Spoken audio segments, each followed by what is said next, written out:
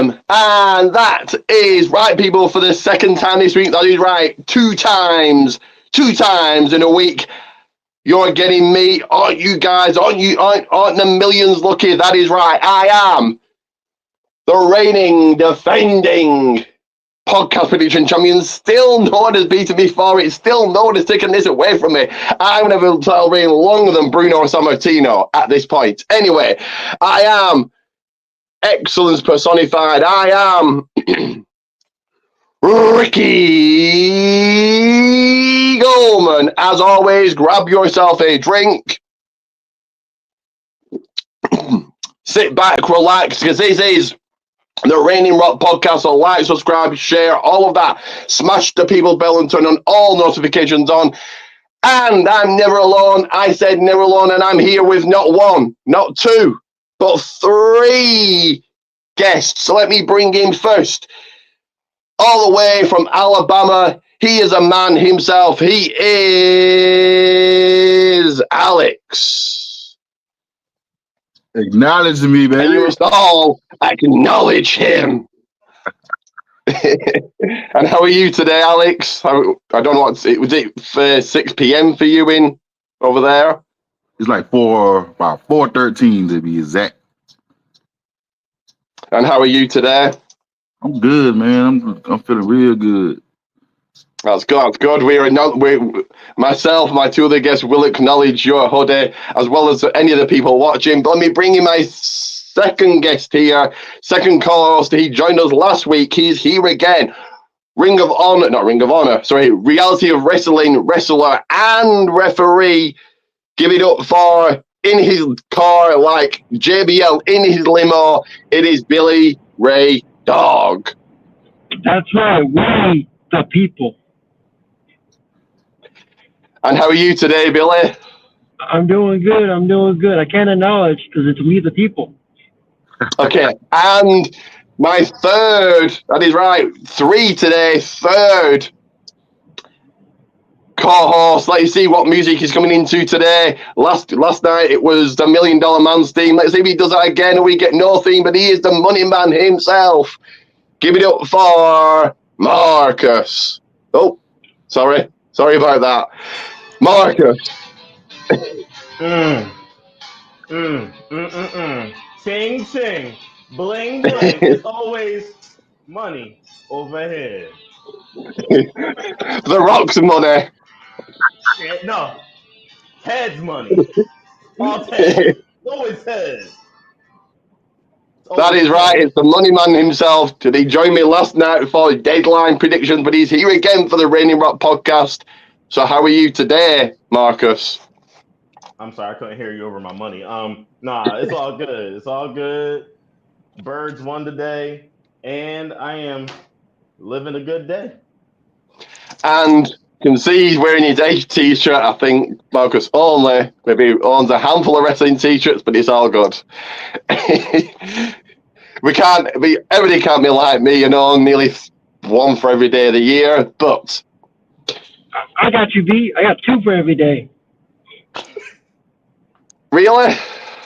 Yep. So why would you need two t-shirts a day? I suppose if you go to the gym, I suppose. But yeah, I got one for gym, one not for gym. Do you go to the gym, Billy? That's why you have to work out. I have to work out. Booker T makes me. Booker T says, "No, sucker!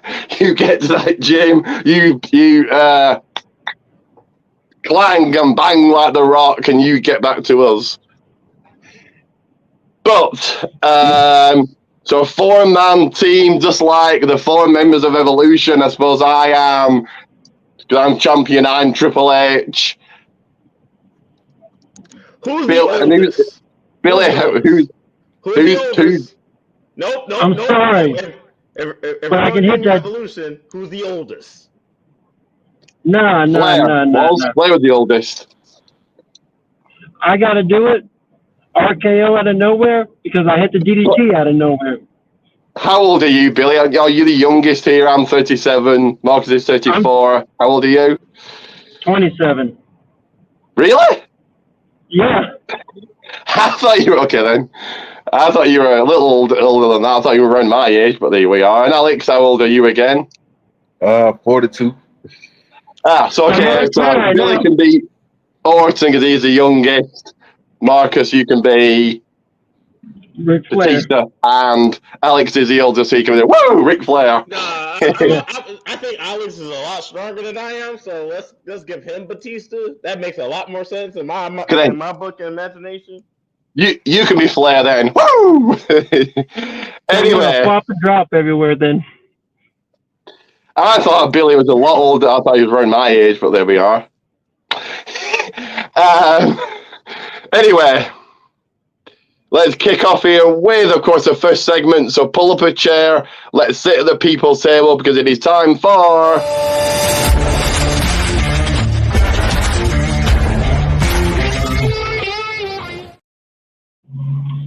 What is it time for, Marcus? It's time for What's Cooking at the Table. That is right. And I've been up to, as per usual, Marcus knows my scripts by now. Jim, and going to my craft thing, I did make, as we'll get onto this later, but deadline card. And that's really all I've been up to. Alex, we'll come to you next. What have you been up to since the last time you were on? Yeah, what have you been up to? Man, they're killing me in my job, man. They bringing up more hours and everything. They're killing me. 12 hours, brother. Why? What's your job? What is it? My job, I work at a plant that makes boxes for other companies. Say that again. I didn't catch that. Sorry. Say that again. My job make boxes for other different companies, like Sun, Waffle House. So you're a box man. Yeah. Boss man. Yeah, that's me. Who you gonna call when you need a box? Who you gonna call when you need a box? I know you're all set. I know we discussed this in pre-production, but I'm going to ask you again live. We're 2 weeks away from the big day on Wednesday. Are you all set for it? All ready for Christmas or no? Got no choice but to be ready, man. Got no choice. Not got long left. Like I said, 2 weeks on Wednesday. Billy, I know you've got a new girlfriend. So well done to you for finding happiness. If your girlfriend brings you happiness, personally, it's not wrestling. Anyway, enough about me. This is about you. So I know you've got a new girlfriend. So how's that going? And what have you been up to since last week? That's going good. I've been working with AEW star Brian Keith to get me ready for a match in January. Well, what's he called what's his nickname in AEW? I forget. He's the bad apple. That's it, the bad apple, yes. So that's cool. We all know, everybody knows my thoughts about AEW, but it's still cool that you got Brian Keith coming in and helping you train. He's one of the originals from our school. And how's it going with your new girlfriend? Is it all going good? Yeah, it's going good. It's going great. I saw you visited a museum or something, or did you? Yeah, you visited? It was the Houston Science Museum. Was it? I like science and I like science museums. So was it good? It was good. You learn about dinosaurs, machines, and science. I don't know dinosaurs are science, but hey, okay. Moving on to the man of the 4-pack here, 4 horsemen. That's where else we can be. We can be evolution and the 4 horsemen. But Marcus, you've been not been on for a couple of weeks. What have you been up to? How's life treating you? I mean, life is gonna do what life does, right? It's either gonna be good or bad. There's also a middle, but who really cares about the middle, right? So, other than that, I've been teaching the kids, having a good time doing that, going to the gym 4 times a week. and just gearing up for Santa Claus Day. That's all. Santa Claus Day. You've said before it's better being at the gym than being at home. Do you still feel that or no? No, I love being at the gym. It's a great feeling to go back into the gym, especially on that kind of basis on a 4-day a week basis, and save the weekend for doing whatever you want to do. Suppose you've got to eat healthy as well, which I don't. But do you eat healthy? As clean as I can. I need you to do better, Ricky. You gotta do better. So no snacks, no pizza.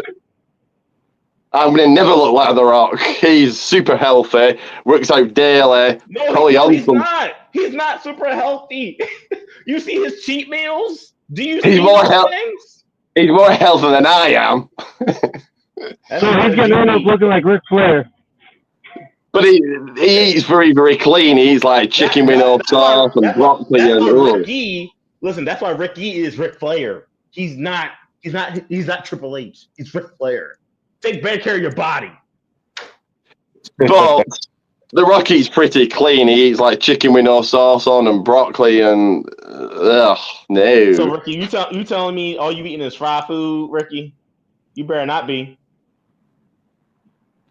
No, I've got an air fryer, so I cook food in that. Oh Lord! Oh my God! Is that not good? Is that not a good thing then? Don't you be dissing on a goddamn air fryer. You can cook some good ass fish that's not fried or anything in an air fryer. He's frying it though. We know it. We know he's frying it. I'm not the most healthiest person in the world. A lot of pizza. Sweets, okay, candy for you, it's sweets for me. Oh my gosh. 10,000 energy drinks, coffee late at night. Y'all hear this? Everything. Anything bad that you can think of, I probably eat it. Very little fruit. Very little fruit I eat, but The Rock would look at my diet and think, ew, no. This man some fruits and vegetables. That's what he needs. He needs some fruits and vegetables, y'all. He needs a shamus in his life to work him hard, to get him eating right. Anyway, let's move quickly on here. Yeah, Enough about my terrible diet, and we'll quickly move on here. As the Hollywood lads. Drink right there. What? Say that again, Billy. Maybe drinking juice over there. Juice or drinking water? What? Juice no, or water? No, lots of beer. Lots of beer. It's almost Christmas. It's the time to drink and. Anyway. Move on. Yes, turn on the Hollywood lights. It is time for.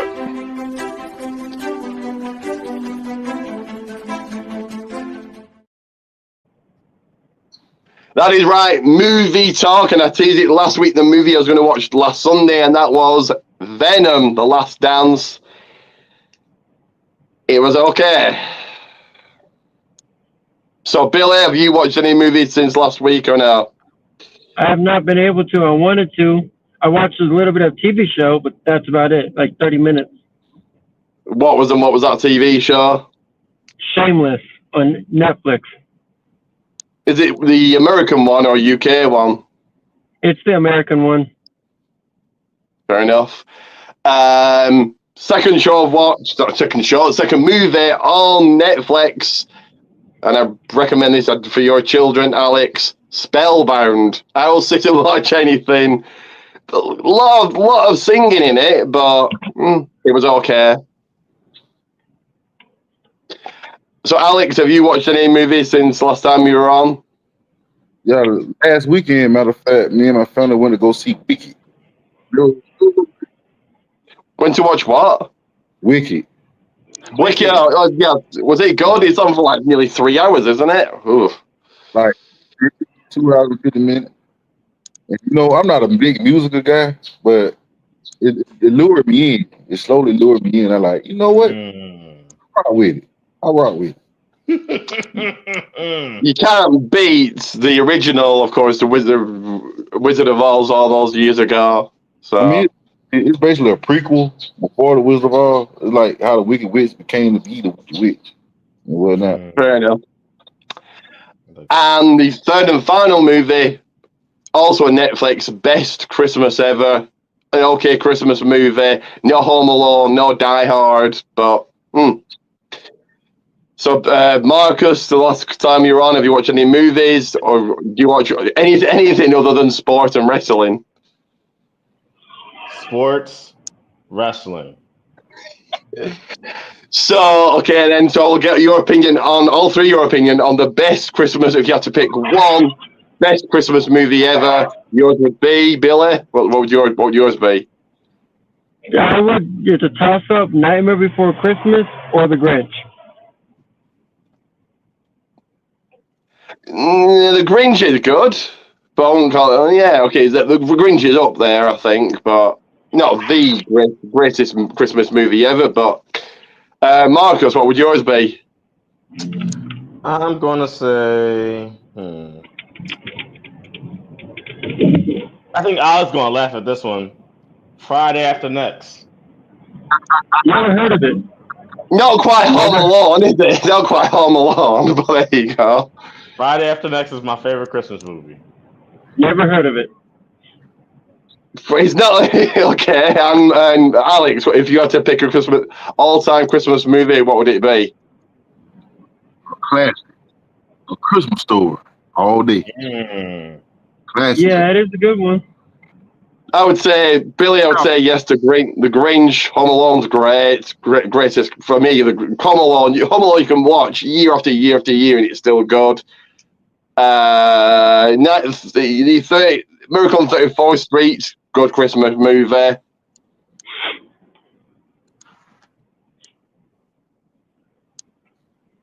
Y'all gotta watch Friday After Next. Well, that's one of my favorites right there. I might watch that later. See? For an old school classic movie, you got to go with Rudolph the Red-Nosed Reindeer. That's an old school, or Frosty the Snowman. Those are good old school movies that are dying. Not a lot of kids are watching anymore, and they should go back and watch them. Oh, sorry about that. I disappeared for a moment there. I turned into John Cena for a second. But yes, Johnny boy, Home Alone, Johnny boy, Miracle on where did 34th you Street, go? Where did you go? The Grinch and Die Hard. Dude, people say Die Hard's a Christmas movie.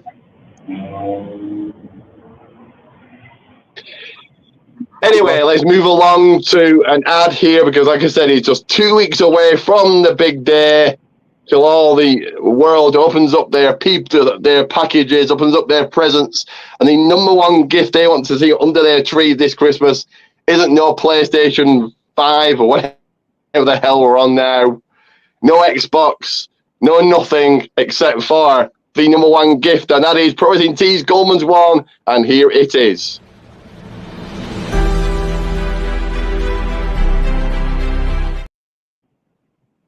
I'm going to argue.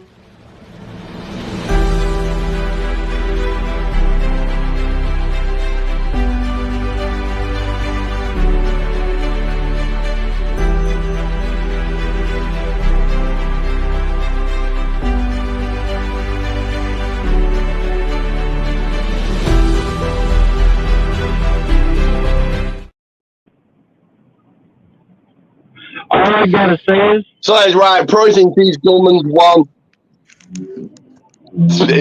I'll get your comments on it in a second, Billy. Protein Teas Goldman's one under your Christmas tree this Christmas. Make your family and friends happy around the dinner table. When you're eating your Christmas dinner, you don't want unhappy people, and to make them happy, Protein Teas Goldman's one. Protein Teas Goldman's one. All my socials on screen. Like, subscribe, all of that. And Billy, what were you saying? I'm saying mine might be a little better. My pro wrestling tees might be a little better than yours. So we fight for the number one spot right very there. quickly we'll promote. We'll promote it because you want to promote them. So we'll very quickly promote your T-shirts. So we can find them. There they are. So quickly, go ahead. Quickly. Yeah, go ahead and check out my pro wrestling tees. And let's find out who's the better pro wrestling tees, mine or Ricky Goldman's. That is right. We'll find out in the ring. We'll find out who's the best. We'll have a big match at WrestleMania next year to find out who is number one in the pro wrestling world sales. It's probably Billy. I don't think I've ever. I think I've only sold a couple of t-shirts, but anyway. Let's get down to the people's ring, as I now see 3 people in the ring waiting for me. So this is a fatal 4-way, because this is time for this right here. What, greatness? It is now time for wrestling.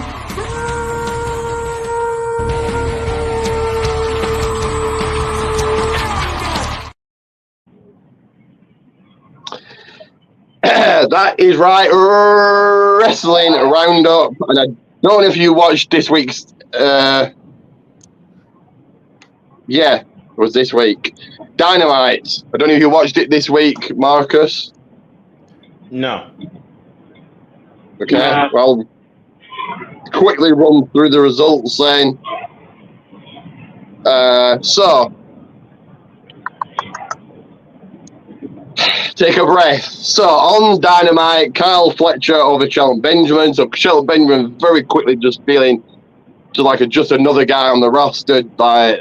This is a former Illicon champion, US champion, tag team champion. And now he's just, He's also Don't forget, former 24/7 champion. Okay, if you want to count that as well, but okay. It's a championship. It is, but okay. It is a championship, but it was very much a joke. Like, R-Truth is a 52-time champion, isn't he, or something like that? Just something ridiculous. Don't talk about the national treasure R-Truth like that. You watch. Anyway, in a battle royal match to, what was it? For the ring, what the ring is called, the championship, the Dynamite Diamond Ring. Adam Cole, Kyle O'Reilly won. Both of those will meet in the semi-finals at World's End, and the winner goes on to face MJF, I think. I don't know. But Max Caster got knocked off by Swerve Strickland. Pac lost to Jay White. Penelope Ford did the job for Anna Jay. And Brody King got beaten by Claudio Castagnoli. Bronze. Any thoughts, Billy? To be honest, I haven't watched any AEW in the last month. Okay. Alex, any thoughts about AEW, or do you not watch at all? I watched it. I missed that 2 weeks ago. And anything to add, Marcus? I know you didn't watch this week, but anything to add about those results? Keep it going. Okay. Let's move right along to Rampage then. 4 matches. So, 4 matches. Okada knocked off Mark Briscoe. Daniel Garcia did the same to the Beast Mortars, to Vendettas. That's Deanna Purrazzo. And Taya Valkyrie went over Ella Elizabeth and Freya States. Now, I remember when Deanna Purrazzo came into AEW, he was like, oh, here comes Deanna Purrazzo, like it was The Rock or Stone Cold coming in, like, ah! And now she's there. Now she's just there. Commander took the loss to Ricochet. Bronze, moving along to Collision. Darby Allin beat Commander. Willa Nightingale beat Serena Deeb. Kyle Fletcher beat Okada. That's a big win for Kyle Fletcher. I think Okada's still Continental Champion. I don't know who the champion is, to be honest. But so yeah, your thoughts on that, Marcus? Do you have any thoughts about Kyle Fletcher beating Okada? Who's Kyle Fletcher again? He beat Will Ospreay at Full Gear. He's in the Don Callis family. All right, so that's 2 people in the same match that I have no idea who you're talking about. Okay. Any thoughts, Billy, about Okada losing to Kyle Fletcher? That's because he lost he beat a big name. So I would say, in my point of view, that's a good way to push the guy to possibly a title run if he beat a champion.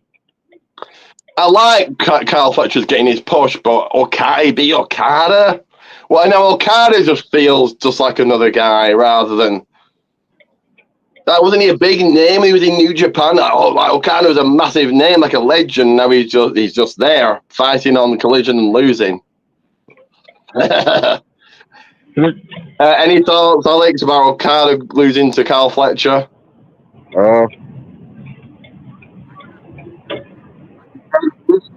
He beat Ospreay, so trying to check. Yeah.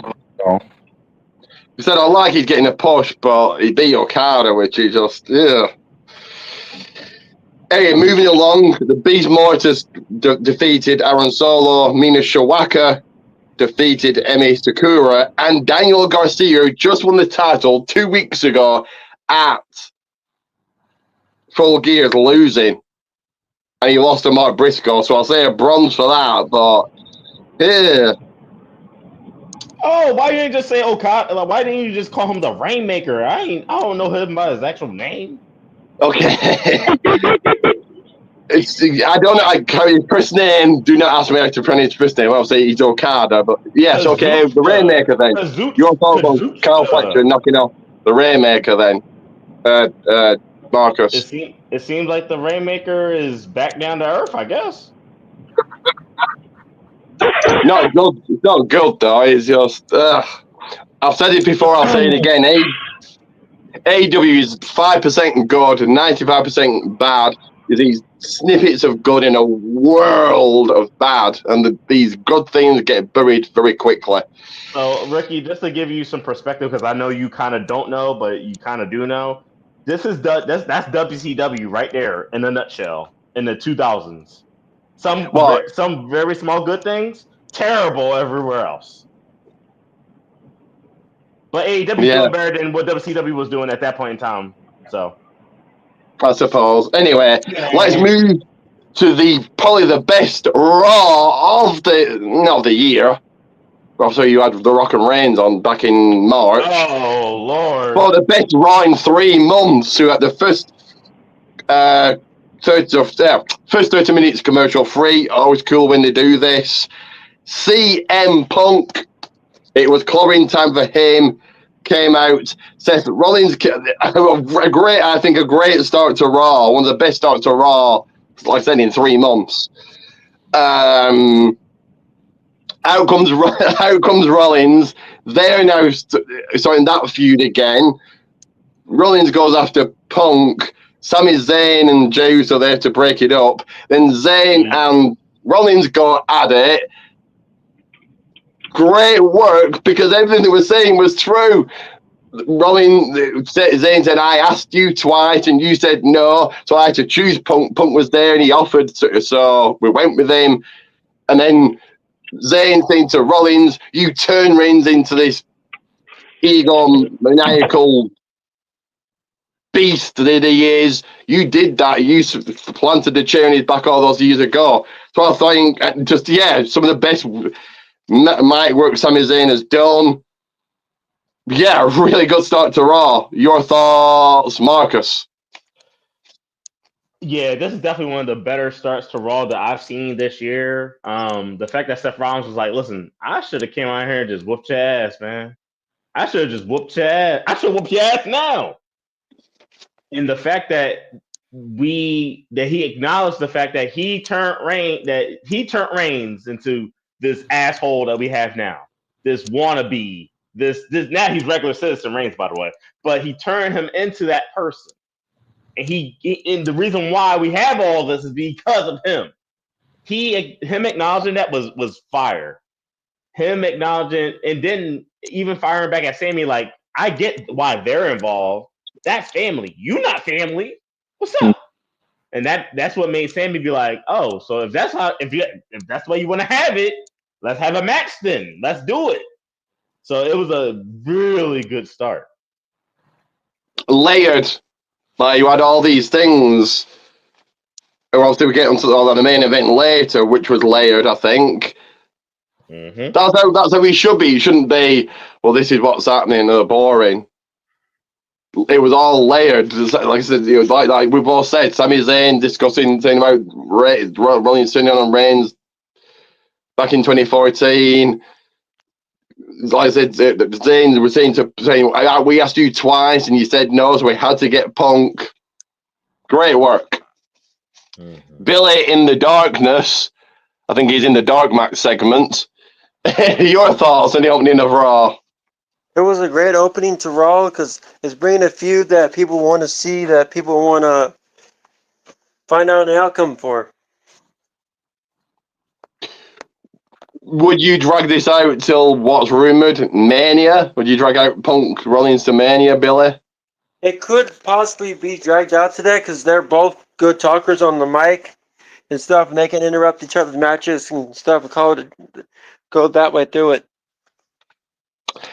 And I'm going to get all three of your thoughts in a second. What's that favor Paul Heyman owes Punk? So as I get Alex's thoughts, Billy and Marcus get thinking about what that favor could be. So Alex, your thoughts of the opening of this week's Raw? Oh, it was fire, man. Like I said, it was Seth and Punk. I'm itching to see them go with it. You know what I'm saying? That's going to be a banger. So we all know that's going to happen at WrestleMania. Like you said, that favorite situation with him and Paul Heyman. So yeah, man, that opening segment was fire. Top notch, chef kiss. And what do you think the favor that Heyman owes Punk could be? That's a good question because I was thinking like if Roman was to get the title again, then that favor would have came in like, hey, I want a shot at Roman. Something like that. But and we've got a comment coming in, and I'll read this and then I'll get Billy your thoughts on what the favour could be. Waiting for Punk to say, tell me when I'm telling lies, like he said in AEW, yes. I actually watched bits of AEW when Punk was in, but as soon as he left, off. Anyway, Billy, so what do you think that this big favour that Heyman owes Punk could be? Do you think it could be Mania, the Rumble, or something else? What I think it is probably a title match because you gotta remember all favors that Heyman's ever given were title matches. Okay, title match where it's not Saturday night's main event. That's Finn Balor, which we'll get to later. But where's the title match then? Or around WrestleMania, depending on who's champion at the time. Yeah, if it's Gunther, I thought, well, okay, well, rumours are Gunther Cena, so yeah, we'll have to wait and see. Maybe it's a number 30 spot in the Rumble. Perhaps it's that. I don't know. But I know you're not his biggest fan, but Marcus, your thoughts on what the favour could be? Well, I don't want to agree with everybody, even though I felt what Alex said was right. I felt what Billy said was right. I'm gonna go with something close to what you said, Ricky. Not the 30 spot though. Nah, nobody wants the number 30 spot for real. Number 27. That's the spot where most people have won. Undertaker's won from that spot. Yep. Did Cena win from that spot? I can't remember. But that's the number spot he probably would take. So the favor would be the 27th spot. So Stephen Chambers, keep your comments coming in. Really depends on how serious bloodline injuries go. Yeah, you've got Jimmy out with a broken toe. You've got Tonga Loa out with a torn bicep. And Bronson Reed, and not that he was a part of the bloodline, but out with broken ankle. Could be Rumble. Yeah, could be. He gets a high spot in the Rumble. And very quickly talking of Reed, he was meant to be having a match with Rollins. There's that gone. Reed doesn't get the best look. He was meant to be having a match at Elimination Chamber. His wife gave birth. He loses in Saudi to Rollins, and now he's injured. Yeah. Knowing Triple H as he is with booking, he's going to put Bronson Reed back where he belongs at, which is like somewhat in the main event-ish picture. He said he's out indefinitely. Has a heart. Paul Levesque has a heart for the people. They said he's out indefinitely, so he probably misses Mania. I would have thought with a broken ankle, definitely. Put Seth at number 1 and Punk at number 2. I know. See, I think that Rollins cost Punk the Rumble match, and that's what leads to their match at Mania. They could do that. Anyway, we got a match at Saturday Night's main event. I'm glad this is happening at Saturday Night's main event rather than a Raw, even though Saturday Night's main event is just a throwaway, not even a pay-per-view, really. But Liv Morgan, Io Sky for the title. Speaking of both of those, Liv Morgan, Raquel Rodriguez went over Damage Control. Okay. Did nothing for anybody. But Billy, your thoughts about that? My thoughts about this everything, I still think this damage control thing after Bailey left is worthless. Nothing's building anything towards anything. Io Sky gets a good push, but Kairi saying not so much, and Dakota Kai's kind of doing her own thing, which we'll get to in a bit here. But Alex, your thoughts of Damage Control taking the loss heading into Saturday Night's main event? I guess like they ain't want to make Liv a little weak heading toward the title match. You know, so get like some kind of win over us or whatnot. I mean, just to push that right for. Couldn't they have had like a DQ finish and no one really wins? Or what? The DQ, no one's really winning or losing, but they are winning. But they could have done that or a count-out victory or something. Probably. Marcus, your thoughts on Damage Control taking the L to Liv and Raquel? Well, it pushes the story. It pushes the story of Liv versus Io a little bit further. It strengthens the females of the Judgment Day. Yeah, it does weaken Damage Control, but it still pushes the narrative, the story forward, and it could also be used as a setup. We don't know how this could look. We don't know Io Sky could pull it off, even though she's on the down end of the momentum swing. So you never know. I'm not going to give my predictions away. Well, you won't. You won't. You keep it. I'm not giving you away, but no buts. It's a filler. It's a filler. No, hold that. I said hold right. it. Okay, right then. We'll move along then to what everybody was talking about on Raw. Really, probably should have been the main event segment, but okay. 10 years of the New Day. Adam Pearce in the ring. Out come the New Day. And here he comes, Big E. Big E coming on out. Great work done by everybody. Both of New Day turning heel. Everybody thought Woods turning and Kofi wouldn't. I think lots of people are shocked now. Kofi Kingston is heel. Turning on Big E, saying to Big E, you're never coming back. We're good without you. You want to come back now that we were that close to splitting up, and you want to come back now? It's great work done by everybody. Yeah, your thoughts, Marcus? Whew, man, breakups in 2000. What was it? 2004, 2014, 2024. I tell you, that's just, whatever year is but 4 in WWE. Don't be in a faction, please. Run away, get out when you can. I can tell you that pulled on a lot of emotion. Yeah. Because when you see what they were able to accomplish as members of the New Day, they were able to accomplish things together but separate, right? They won tag titles together, sure, that's awesome. Kofi finally climbed a mountain and got over the top because of his brothers in arms that helped him out. Big E climbed the mountain, and his brothers were there that day when he won. Though Xavier Woods did not climb the mountain, he climbed his own personal mountain by winning King of the Ring. And guess who was there? They were there. To see what ended up happening, and I know we've been watching it, we've been wanting them to implode or, whatever.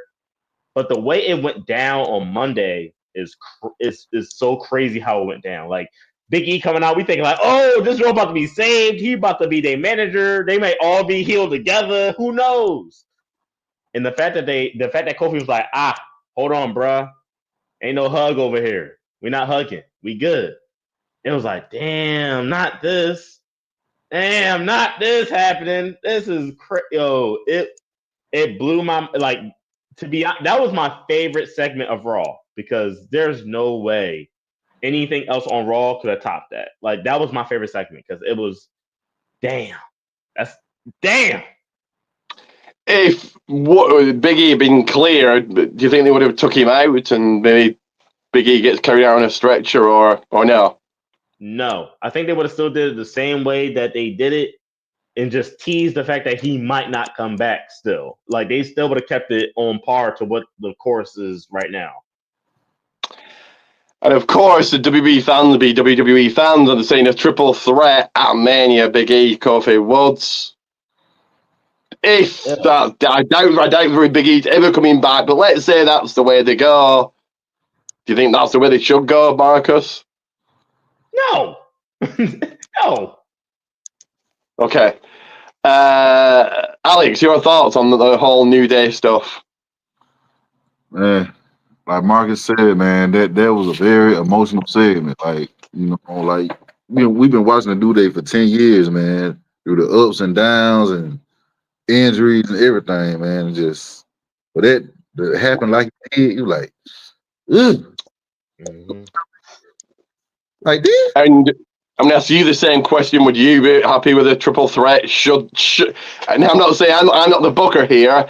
I'm just asking the question. It's probably never happening. Big E, like I said, he's probably never coming back. But let's say it does. Would you be happy with the triple threat at Mania?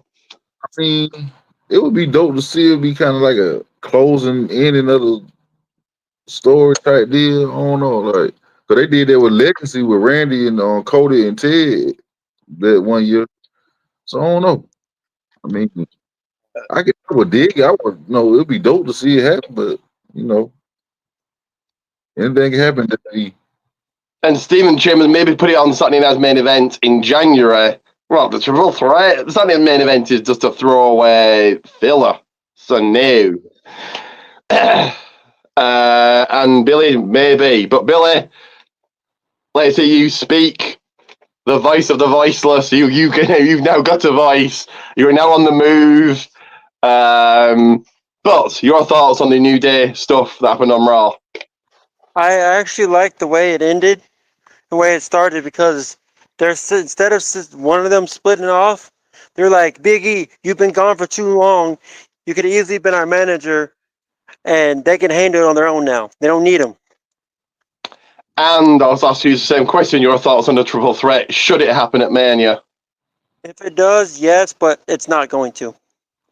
Yeah, I've probably talked not. to Big E personally. It's not happening. It's just typical WB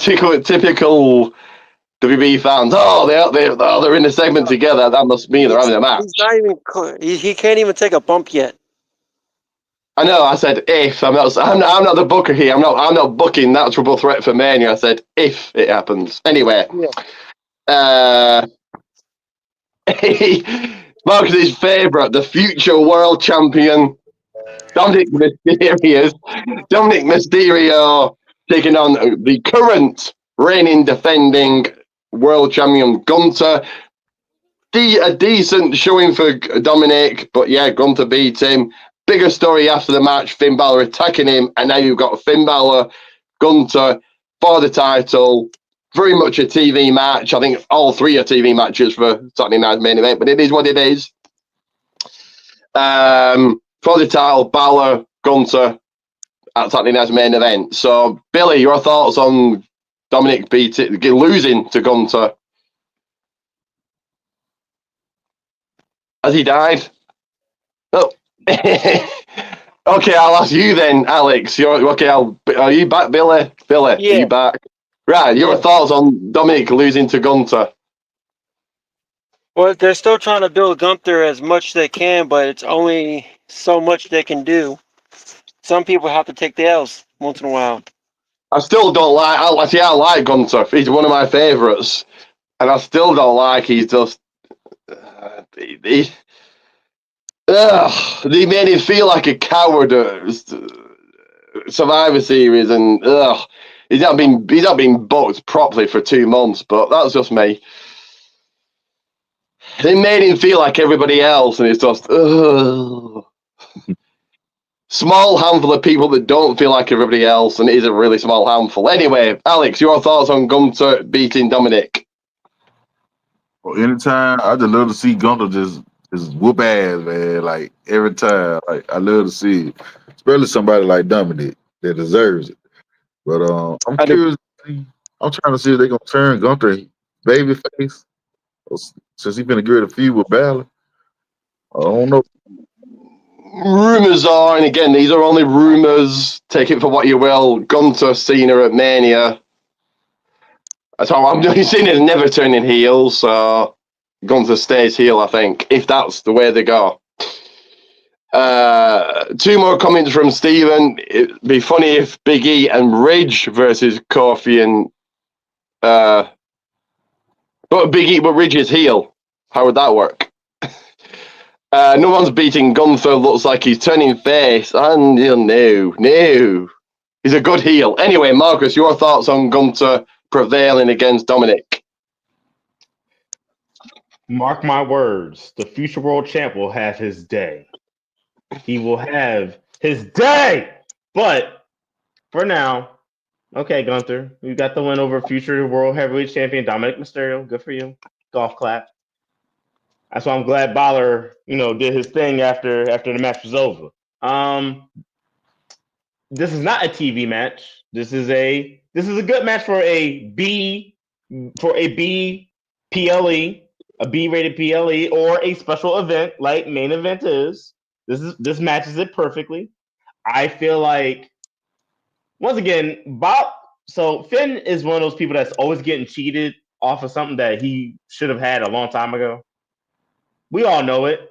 He won the Universal title, had his shoulders separated, and honestly has never really came back since then. Has never really had the best crack at getting a world championship. The last time he had that was when he faced Seth Rollins, and I think he should have won. El Capitan was being an asshole and was like, "Hey, no, don't mess it up." So it's one of those things where I love seeing Finn getting chance after chance after chance because he deserved chance after chance. Eventually the clock's going to run out because future world champion Dominic Mysterio is going to take that place instead. But I love the way the program is working out. I like that Gunther. I'm going to call Saturday night's main event a pay-per-view. Whether it is or not, I'm calling it a pay-per-view Premier Live event. Call it what you like. So I like that match is taking place on pay-per-view. But if that was your main event of Raw tomorrow, I wouldn't think, oh no, stick it on Saturday night's main event. Yes. Gunther versus either Braun or Goldberg. What at Mania? No, I think you do Braun Goldberg at Mania. I think Braun will be the guy to retire Goldberg, and then he can boast about that and brag about that. This says Brock or Goldberg, so no to neither one of those suggestions. Oh, Brock. Okay, I read that as Braun. So yeah, no, I don't think. Okay, I read that as Braun. Brock, I don't think he's ever coming back. But okay, then. So if you do, okay, let's run with that. You do Gunther, Brock. What does Cena do? Ew, ain't no one wants to see no damn Brock Lesnar. He done. Speaking of the national treasurers, Marcus describes him. R-Truth. You respect that damn man's name. He's a national treasure, damn it. R-Truth getting a victory against Pete Dunne. Okay. Your thoughts, very quick thoughts, Marcus. I love it. You gotta love seeing the national treasure beating Butch.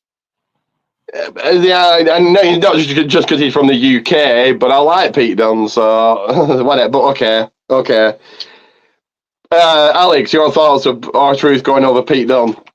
I just love to see R-Truth, man. R-Truth entertainers as hell, bro. I'm telling you, like Marcus said, national treasure, man. Future Hall of Famer, Ooh, yeah. If the Hall of Fame, and again, I think I've said this many times on here, if the Hall of Fame means anything, and it's very subjective, yes, he deserves it. But does it mean anything? You've got people like Coco Beware and Donald Trump and Beth Phoenix and the Bushwhackers, and they can go on and on and on all day, but there's just a handful. Billy, your thoughts of R-Truth over Pete Dunne?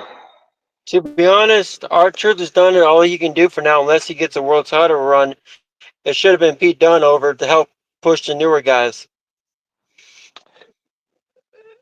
R-Truth, he's never beating Goldberg, not Goldberg, Gunter, and Never say never.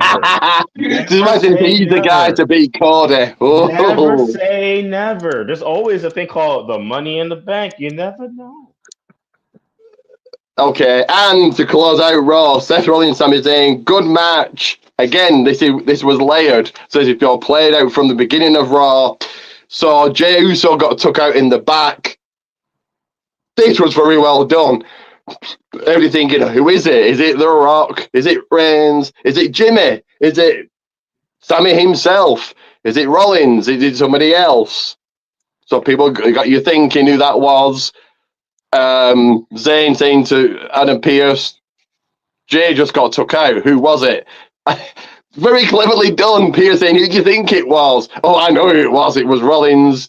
So, of course, that cost him, Sami Zayn, the victory because he was focused on helping out. Because, again, layered. So he was focused on what happened to Jay. So he wasn't focused on the match, which cost him the match. And then it got revealed of who it was. He's back, and he was Drew and McIntyre. I presume Drew took out Jay. I presume that's who it was. Yeah, great ending to Raw. I'll give it a rating of, like I said, the best Raw of the year. I'll give it a definite silver plus. We ended with you. We'll start with you, Billy. Your thoughts on Rollins beating Zayn and the return of Drew McIntyre and Raw rating. To be honest, Drew McIntyre could easily took out anyone on the whole roster, but why go after Sami Zayn when he's still doing that?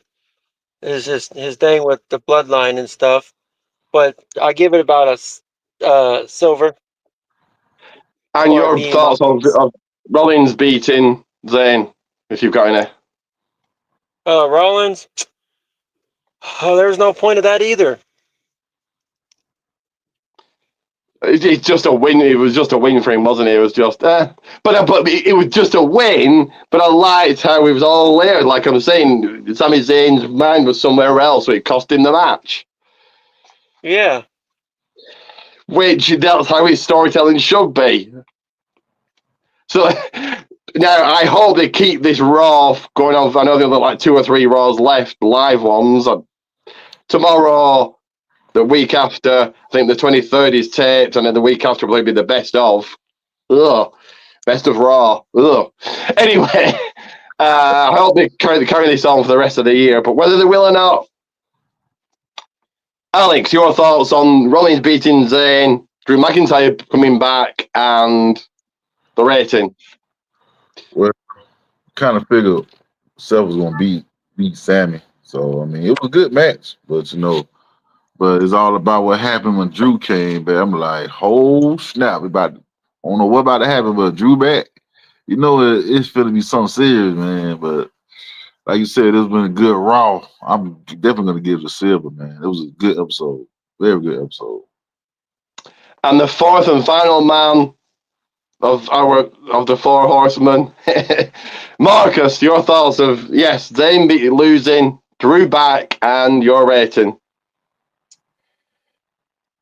Sammy was distracted by the fact that Mr. Yeet got taken out. So, he's like, damn, what the, you would think that would have motivated him to win the match, but, things happen. The fact that Drew is back, very good stuff. Very, very good stuff. That means that whatever you thought was over with Punk ain't done yet. It's not done. And I'm happy for him on that. It's not done. Okay, we'll go on. It's not done. It's not done. You're not going out like that. It ain't done. The Scottish Psychopath has more stuff to get done. And I'm actually going to give Raw a gold minus. This was lit. I was excited. I would move Drew well away from Punk, and I think the Hell in a Cell is a way to do that. I don't think you revisit that, if ever, for a long time. Well, the thing is, if Punk gets to move up, with the little favor, why not come on for the ride? Hell in a Cell was a perfect ending for me, but That's you. You're not Scottish or a psychopath. He is. okay. But so let's move on to the go home show of NXT. Of course, this was before Deadline. Ren Sinclair winning a fatal four-way against Cora Jade, Jada Parker, and Kalani Jordan. She was in the Women's Iron Survivor. So at Deadline, you got Sol Ruka, Ren Sinclair, Zarya, Sabja Vicky, and Julia. So I'll get your thoughts on that, and also what happened next was Jada Parker coming out, calling out Lola. Ava came out and said basically the match is going to be at Deadline. Your thoughts, Marcus, on both of those, on Ren Sinclair winning and the match getting made for Deadline? Well, of course, Ren Sinclair got out that by the skin of her teeth. You know what I mean? So, hey, I guess the No Quarter Catch crew, the land of listen, I still don't understand the gimmick of their goddamn faction, and I still never will. But cool for her. That gives her a little bump up into the women's title picture ranking somewhere. But of course, Miss Parker had to call out Lola Vice because it's like, yo, you gotta stop screwing me over, yo. And she dropped the F-bomb on TV. So hey, man, that's what's up. Shout out to the CW for allowing that. Shout out to CW for being like, yeah, let's let, who cares? But I was just going to ask your thoughts on dropping that, yeah. And it's a good thing. It gave the promo some. Now, more than likely, Jada probably didn't mean to say that, but she was just so fired up. Remember, she's new to the business, so she was like, "Nah, I'm just gonna speak from the heart." And Sean Piper was like, "Yeah." And I like that they hardly ever cuss NXT, so when they do, it means something. Billy making me very, very dark. I don't know where Billy's going. I think he's in a Royal Rumble match all by himself. But your thoughts on Ren Sinclair winning and the underground match getting made for a Deadline? Can't hear you, Bill. Can't hear you, brother. Good to bring back the underground matches style and stuff as a once in a while situation. So that match being made, it will be perfect. And Ren Sinclair advancing to Deadline, women's Iron Survivor. I still haven't really understood the Iron Survivor stuff, but something I gotta eventually learn how to understand it more. Didn't really answer my question, but okay, we'll move on to you, Alex. Your thoughts on Ren Sinclair advancing and the whole Jada Parker thing? Honestly, I was kind of disappointed that Sinclair won because I was looking for Jada to win. Like, I didn't care about nobody else winning in that match but Jada. But hey, that promo after the match, hey, I'm like, okay, Jada for business. She covered for business, and then she laid the old girl out because I don't need no brick. Bruh, I was all for that one. I was all for that one. Sign me up. Anything Jada Parker, sign me up. And your winner of the Battle Royal, someone that I think Marcus has only seen a few times, if ever, Miles Bourne, meaning Miles Bourne, Tavian and Heights of No Culture Quatch crew, went on to get a title shot at Deadline. You had Eric Bischoff, WWE Hall of Famer Eric Bischoff. He just felt like he was there. Cool to see him, but why was he actually there? He came out, then Ridge Holland and Trick did. Ridge beat up Trick with the Redeemer, DDT, whatever it is, on the announce table. Yeah, cool. Like I said, cool to see Eric Bischoff, but why was he there? So, Marcus, your thoughts on Miles Bourne winning the Battle Royal and Eric Bischoff being there? So I totally did not pay attention to this match because I didn't know any of the tag teams involved. As I said this during our prediction show yesterday, the NXT tag division is ultra weak right now, and no one has any idea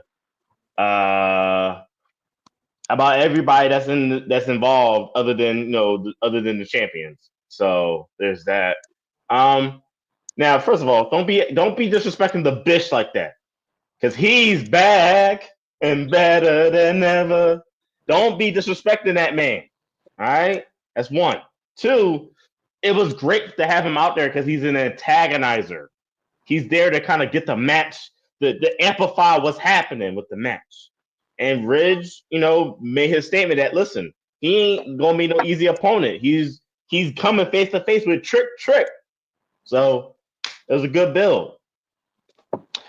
I'm not disrespecting him, and just give me 1 second if I can get the book. Well, then don't question why that man Eric Bischoff was there. Anyway, I'm not questioning anything. I was just going to show you a sign. I've met Bischoff, and he signed his book.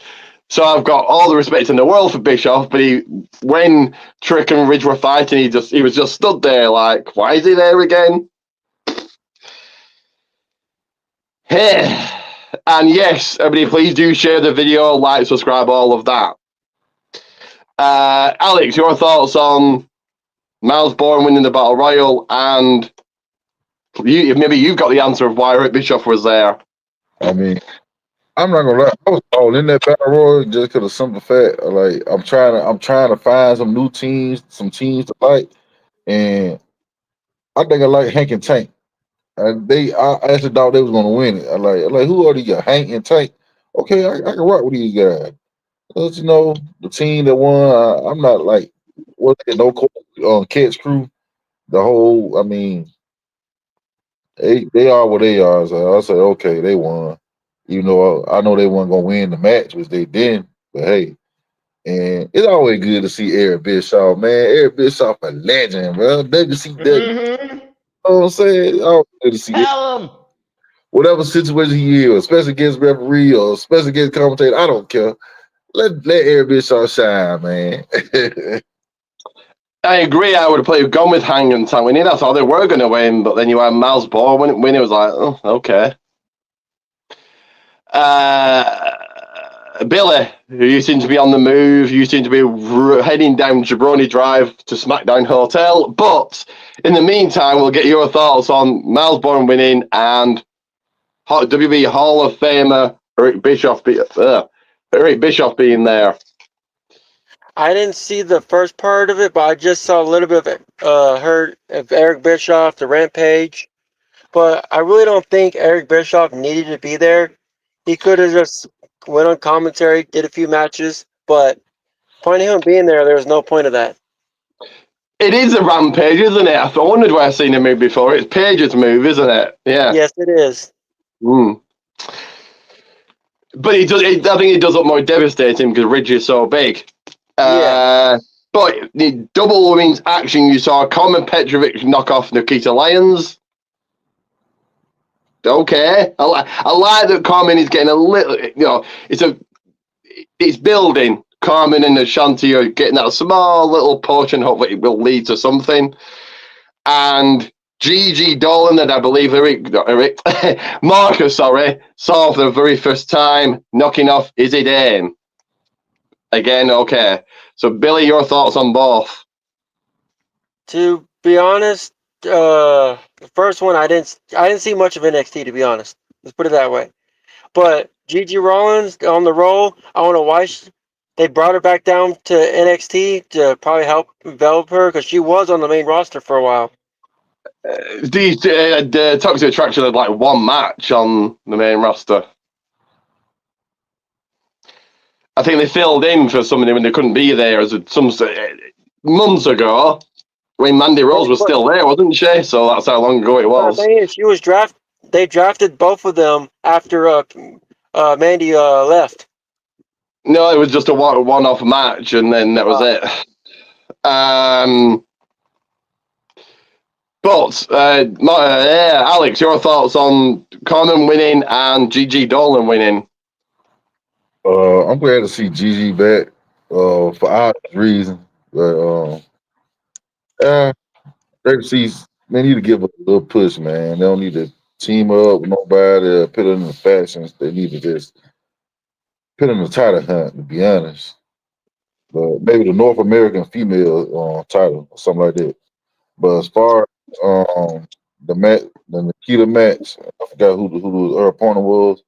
Nikita needed I don't know. I ain't really feeling her since she came back, man, and she been losing, and hard for me to try to get into a character. So, hey. And as I get your thoughts, Marcus, I'm still here without putting my phone on charge. So your thoughts on Carmen winning and your first look at Gigi Dolan. Were you impressed? Your thoughts on her beating Izzy Dame?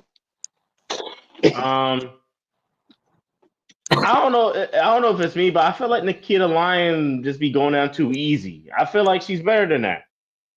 And mind you, I'm not too. I haven't seen a lot of Nikita Lyons. I mean, when she first came back, that was the first time I've ever seen her wrestle. So I'm kind of confused about Nikita Lyons at this point in time. But I do understand is that that match was the push Petrovic and whatchamacallit push that storyline a little bit further. For Gigi, I was not impressed.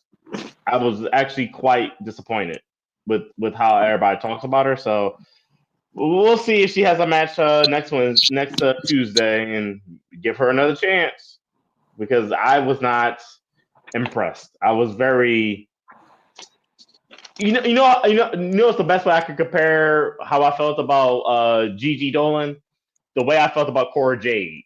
Music don't match. Music doesn't make no sense to it doesn't give me any kind of intel about who she is. And her wrestling, it's all right. But I was not impressed. Just putting my phone on charge. So, and then it wasn't the main event. Your main event segment was Roxanne, wasn't it? But there we are. Your main event match was in a fatal 4-way that did nothing because you got took out later. Got took out later if you were watching on the network, but I think if you were watching in America, it got cut off right at the end, didn't it? Eddie Thorpe beating Axiom, Lexus King, and Cedric Alexander. He advanced to the Iron Survivor. Like I said, he got took out later on, so it didn't really matter. But I do like that Eddie Thorpe's getting this. They're doing something with him. And then to close out NXT, Roxanne Perez came out. All the women involved in the Iron Survivor came out, brawled. Good NXT Silver. Marcus, your thoughts on Eddie Thorpe winning and the ending to NXT? So the match was still on here. We saw that. We saw that match with Eddie Thorpe. The ending where he got took out. Yeah, we saw that. Oh, okay. Yeah, we saw that. I don't even know who Eddie Thorpe is, so him being pushed, I don't really care because I don't know who he is. And the promo from Roxanne was pretty damn good. So NXT silver minus. Some people were saying it got cut off right at the end. They were saying, something happened backstage and then it cut off to the news, some people have said, but if you watched it, great. Billy driving down down that Know Your Role Boulevard to go and lay the smackdown on The Rock. Your thoughts on Eddie Thorpe winning? Not that it mattered, like I said, he got took out later on. Roxanne Perez's promo and the rating. I'll give it to be honest, a C, because Iron Survivor is they put a lot of people I don't recognize in those matches, but Roxanne's promos are always one of the greatest promos that come out of NXT. She main roster ready, but whoever that person won, he got taken out for a reason. There's always a reason for everything. He got took out because of who was in the match, which we'll get to later in a little bit here, because it was the opening match of Deadline, but everybody was saying it was The Rock. Even I said it was The Rock, but which I think it might lead. I think, they're in NXT, they're in LA for your first NXT of 2025, so if you're going to get The Rock anywhere on NXT, it's there. We'll have to wait and see, though. Alex... Oh, okay, right. I thought you had gone off then. So, Alex, your thoughts on Eddie Thorpe taking the win, Roxanne Perez's promo, and the rating for this week's NXT? I was kind of upset about Eddie winning. Like I don't too know much about his character anyway. So I mean, okay. But when he got taken out, like okay, they gonna take him out the match. But yeah, and Roxanne, I dug a promo. Like they coming for her. And the women, I mean, like the women division NXT is lit right now, like all the way lit. I'm following it. Killing any women roster going on right now. NXT women roster is all the way, like 100. They've And got the best. Sorry. I was like, get this episode probably a silver. I give it a silver, or minus silver minus. Best women's roster in the world for NXT, I think. I don't think AEW beats it. I don't think Raw beats it. I don't think SmackDown beats it. Like as you've said, the women's roster's on fire. So much. Okay, just because I don't know who they are, it means doesn't it? I don't know who Zara is, and I don't know who Stephanie Vick. I know a little bit of Stephanie Vick, but you've got a lot of great talent there. Mm-hmm. Moving along to Speed 2 match. I missed a match last week. It was a match that happened on Friday. I was Natalia over BFAB. Okay, I would have had BFAB win there. What would you have had BFAB win, Marcus, or no? No. What? Why not? What? What? It's a 3-minute. It's a 3-minute match that means nothing. Why would you not have had a win? Why would you let her beat Natalia? Why not? You tripping? You need to lay off the energy drinks, man. Lay off the beer, I think. Lay off the real American. I don't know if you've seen it, but are you a drinker, Mark? Do you drink lager, ale, Marcus? I drink.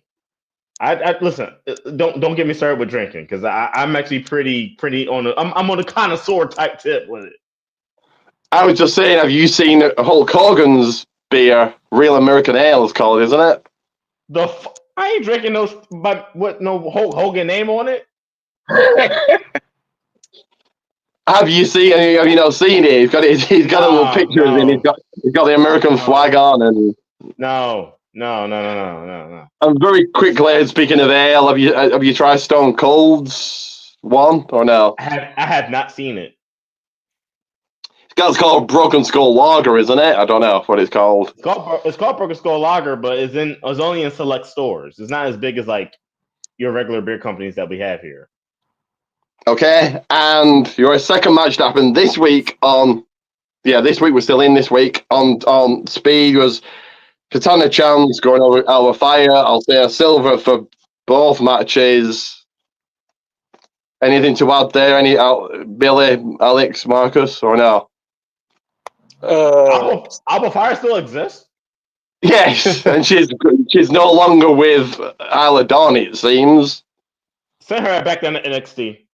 Because she lost the Natalia on, for those who watch main events or check the main event results, I'm probably one of the very few in the world. She lost to Natalia on main event. Send that girl back down to developmental now. So what were you saying, Billy, about Speed? Go on.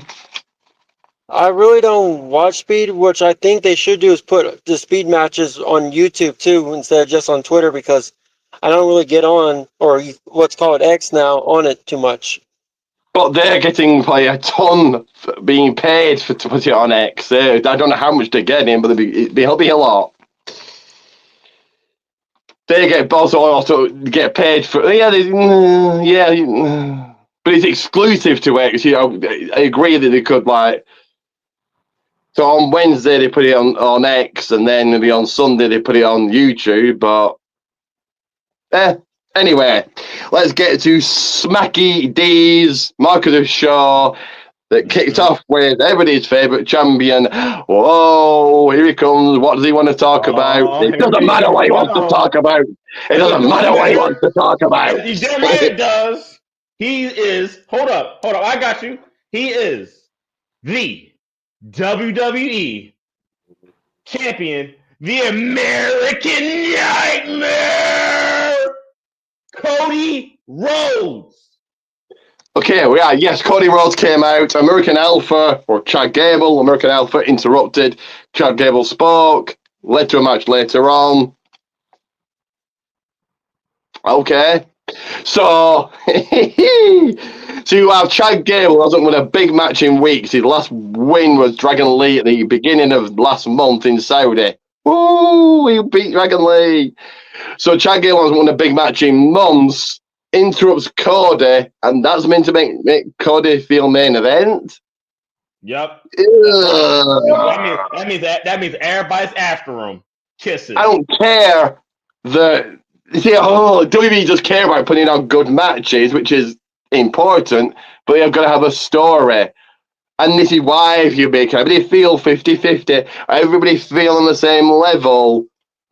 Anyway, I'll get your thoughts on that in a second, but your first match of the night was Tiffany Stratton, Naomi Electra Lopez, winner advancing in the Women's US title tournament, and your winner was... It's her time. It was Tiffany Stratton that could go the entire way and win it all. Whether she will or not, I don't know. I would have had either Naomi or Electra. Certainly Electra. I think I would have had Electra win this, but whatever. Your thoughts, Marcus, on Cody Rhodes and Chad Gable and Tiffany winning? Everybody's need to go after the champ, even if your win percentage is well below 50% for the year. Might as well go after the champ. Listen, if you're not in WWE to become the world champion, what are you doing? That's one. What was the second thing again? Tiffany beat Naomi and Electra Lopez in a triple threat. In the Women's US title tournament. You smell that? Smell like it's going to be Tiffy time soon. Clock is ticking, y'all. Can you see it going in the entire way? I don't know. She faces... somebody next week. It's either Bayley. You'll have to somebody in the comments look up who's in the semi-finals. Bayley, Tiffany, somebody else. But whatever. I don't know right now. Could you see Tiffany going the entire way, Marcus?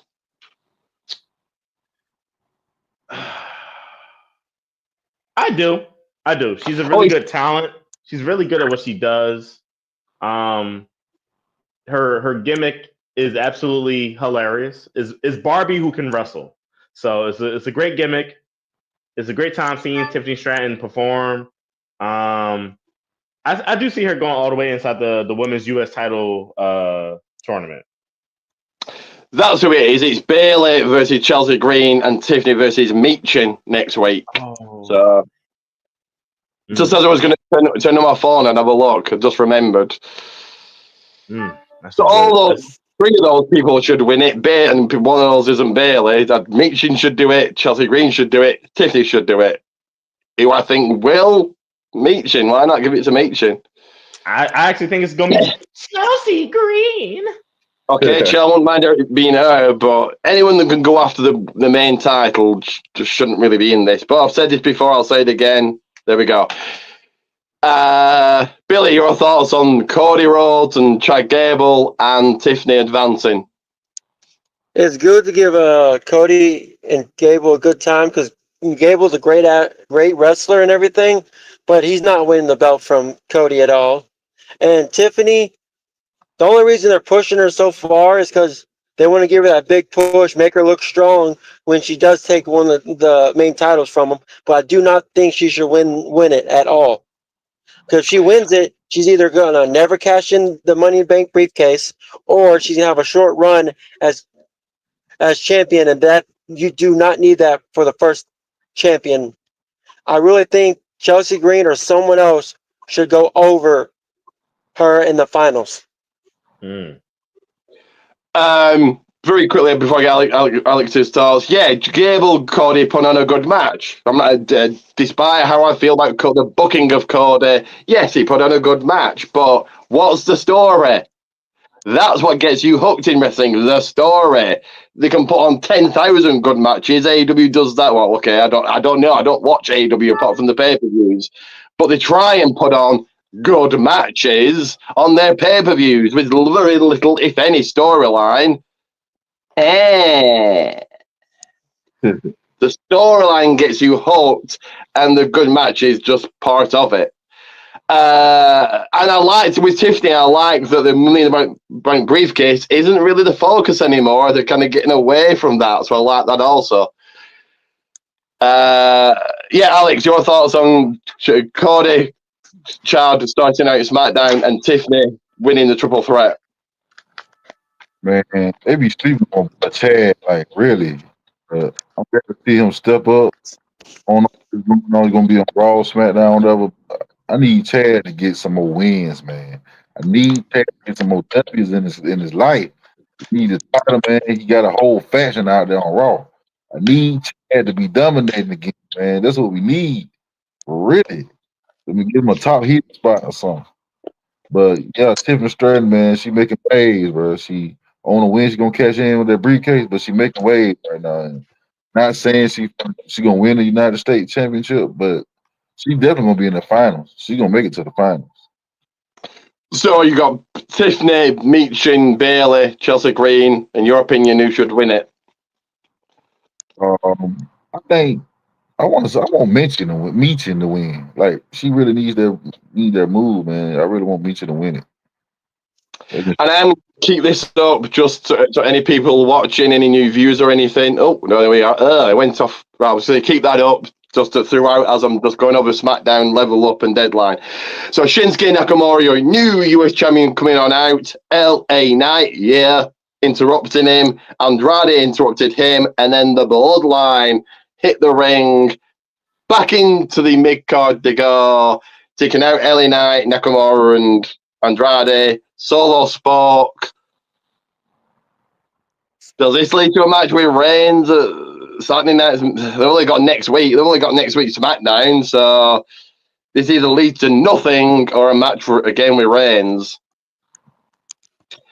The biggest shock of the night: DIY turning heel, nut shots, low blow from Johnny Gargano. DIY turn heel and take the titles from Motor City Machine Guns.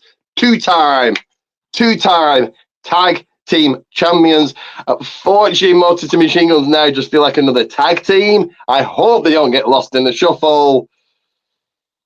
But yeah, good for DIY. No one was expecting this. So yeah, but I hope, like I said, Motor City Machine Guns do not get lost in the shuffle. Alex, your thoughts on the Bloodline taking out Nakamura, Knight, and Andrade, and DIY becoming two-time tag team champions? The Bloodline, they short 2 men right now, but I think still they're gonna try to make it known that they still the dang on SmackDown. Well, they took out LA Knight and Andrade. I'm pretty sure they're gonna try to get some revenge, probably a tag match down the line with Andrade, LA Knight versus the Bloodline. And as far as DIY is concerned, I love to see it. I mean, I always want to see a heel DIY. We seen them heel by themselves, like we seen Gargano heel with the way, we seen Ciampa heel with his run in NXT, but we never got a heel DIY, and I'm here for it. I can't wait. Yeah, they were always facing NXT, weren't they? No, I know that Ciampa turned heel, but they never heel as a tag team. So yeah. And earlier on in the night, so like at the beginning of the night, you saw Street Profits got took out. Everyone wondering who was it. My guess is DIY. So they took out Street Profits. So yeah, fully going heel. Marcus, your thoughts on the Bloodline destroying two LA Knight and Andrade and DIY winning the gold? It's nothing like trying to stay relevant, right? Right now, they're trying to go. Remember, there was a lot of injuries, a lot of battered bodies after war games. So, try to stay relevant within some type of storyline, because right now the Bloodline storyline is on ice. Keep that on ice until everybody kind of comes back and with their full force. So I think that's a good thing for them to stay relevant and do something. And as far as DIY turning heel, you gotta love it. Of course, they attack the Street Profits. What do they always say? By any means necessary. I listen, and guess what? The Motor City Machine Guns, I love them. They're from this company right here, from Impact. But man, yeah, they came in like a house on fire, won the tag titles. But guess what? DIY said, yeah, F all that business. This our tag division. If you really want them, come get them. Ain't no friends in the WWE. So let's go. I like it. I like it. Do you think Monster City Machine Guns now just get lost in the shuffle, or no? No. What's all the tag teams on SmackDown right now? We got DIY, we got Street Profits, we have Motor City Machine Guns, Bloodline, I suppose. but also they're on ice. They're on ice, so I'm taking American Alpha, and you got They're on Raw. They're on Raw. You've got Humberto and are you kidding? Are you them two are irrelevant right now. Nope. We're not talking about you said what tag teams did they got? I'm just running through them. Okay. Well, guess what? These three tag teams right here, triple threat tag team match for the championship. And then that's it. They've obviously throw a lot of tag teams together, but you said put the bloodline on ice.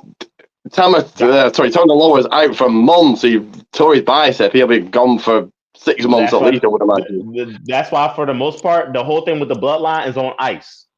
Keep it chill.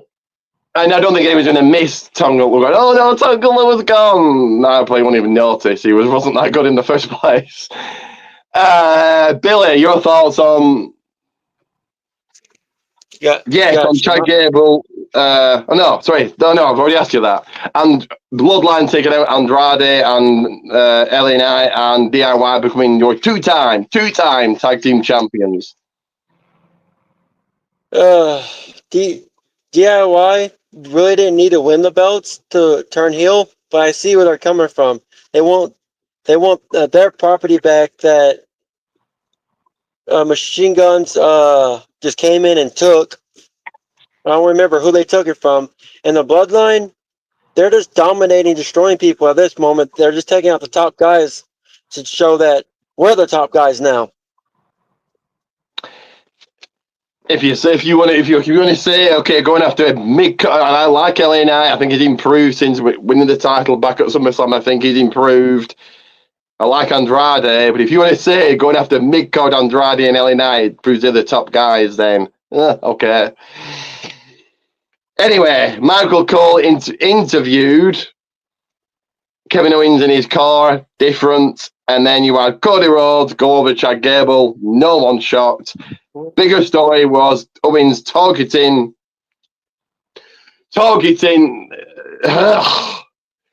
Rhodes' ankle after the match. So Cody Rhodes has got another injury. So he had a broken arm against Brock, broken ribs against Brock, an injured knee against Owens in August, and now he's got an injured ankle. How many injuries does this guy need to try and put sympathy onto him?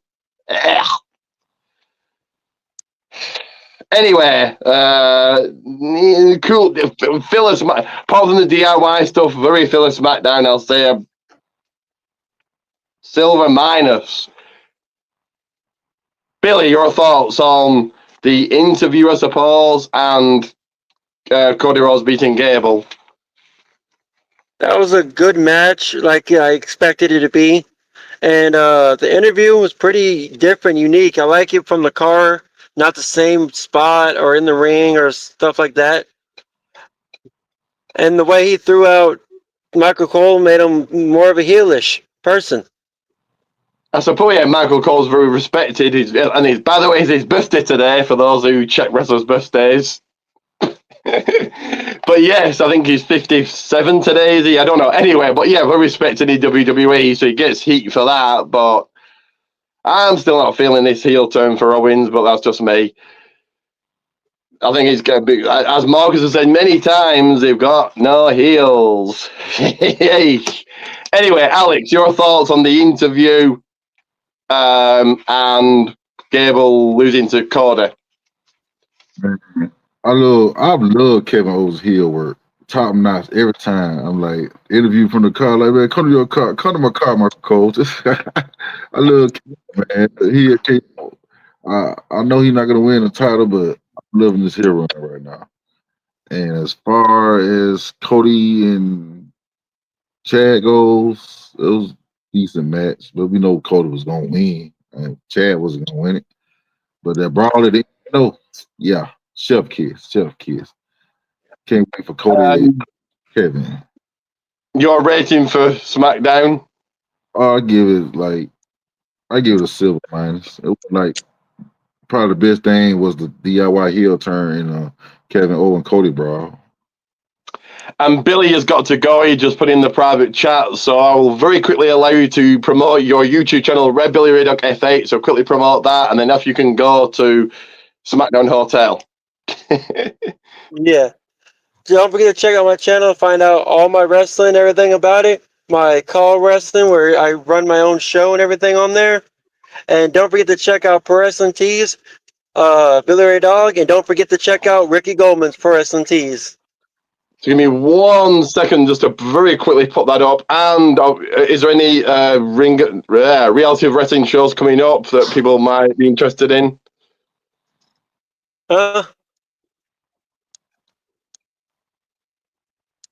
He's gone. Anyway, there's Billy's Pro Wrestling Tees. Head over, buy a t-shirt. And he's gone. Okay, there he is. He was there and gone. He'd been thrown out the Royal Rumble. I've just eliminated him over the top rope. He's not heading to WrestleMania. But yes, head to his Pro Wrestling Tees, buy a t-shirt. So he did just the 3 of us. It's now become a triple threat. And also, Marcus, I forgot about you. Sorry, in all the, not the drama, but in Billy being eliminated, and it's now just us. We're the final 3 of the Rumble. I forgot you. So your thoughts on the interview, if you want to call it that, and Cody beating Gable. So I didn't see the interview. I was outside, so I can't really give my opinion about the interview. But I will say the fact that it was in his car made it different. And who the hell Kevin Owens think he is throwing out one of the GOATs? Rude. But that plays into the heel run. I actually like the heel run. I think Kevin Owens as a heel is actually better than him being a babyface. Right. It's just a different aura for a guy his size to be a heel versus being a babyface. I mean, he came into WWE doing heel work when he was working with John Cena, so it's only fitting that he does this kind of work. Plus, also, as you quoted me earlier, Smacky D's don't got no heels, man. So somebody had to do it. Who better than Kevin? And what was the last thing? Oh, the Rose and the Gable match. I didn't see it, so I can't call it. But I'm happy that Chad had got a match. I'm proud of that. I'm proud of that dude. So not from watching the show, but from just hearing how it went, I'm gonna give it a bronze plus. And to finish up this week's of just the regular shows, 4, that is right, 4 matches on Level Up. So let me quickly run through those. Dion Lennox over Jasper Troy. Lainey Reed, she continues to get wins and she knocked off Layla Diggs. Wendy Shaw has disappeared from NXT, but appeared on Level Up and she knocked off Danny Palmer. And Nico Vance, who the guy is now with Sean Spears, beat Oro Mensah. All fresh action, all people getting a push, which is what it's all about. Silver. But let's go into Deadline. Last night's Deadline. Marcus's very first look at an Iron Survivor. It kicks off with a men's Iron Survivor featuring Wesley, Nathan Fraser, Ethan Page, Javon Evans, and the 5th man, not The Rock. It wasn't The Rock. It was Oba Femi. Very good match to kick things off. All men looked good. Big match for Jovan Evans to be in. And Ethan Fraser got beat up, but he was fine for later on, which we'll get to. Ethan Page really playing his part. He didn't want to be in the penalty box. He's doubting himself. I don't know if you saw the promo later on. He was doubting himself. He said, I can't do this anymore. And so interesting where that's going to lead. But your winner here, a man who I think will go on to beat Trick for the title at New Year's Evil, Obafemi. No shocker. Obafemi, a beast, planting both Nathan and Javon, and very clever getting a double pin. Very clever. Yes. So, Marcus, your thoughts on your first ever Iron Survivor match?